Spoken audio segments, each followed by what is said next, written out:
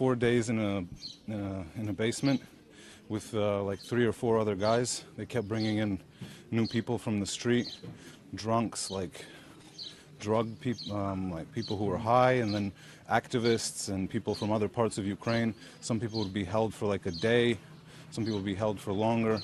There was like a local city councilman who was being held down there, but you know, I couldn't figure out who the hell these people were, except that they were sort of Christian radicals.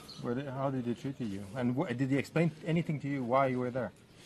Well, they said that basically I'm a lying journalist and that's why I was there.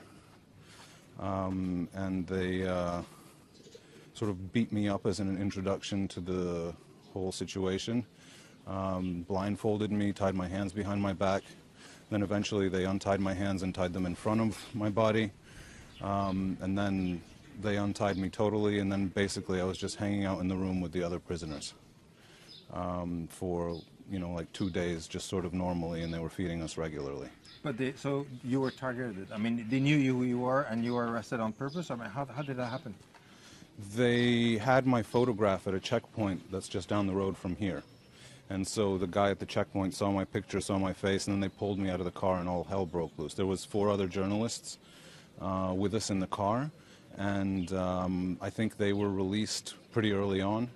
And me they took to the SBU headquarters, where the pro-Russian forces have their headquarters right now. It's the former office of the Ukrainian security services.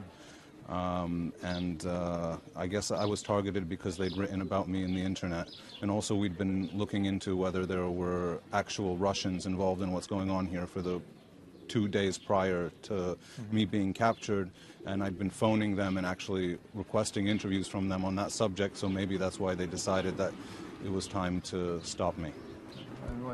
So what are you going to do now? What's your next step? I'm just going to go to Donetsk and figure things out. You probably don't want to stay here much longer. I don't want to stay in Sloviansk unless I can get an official press accreditation from the mayor. They're apparently giving those out. And then maybe come back and work here now that they know me.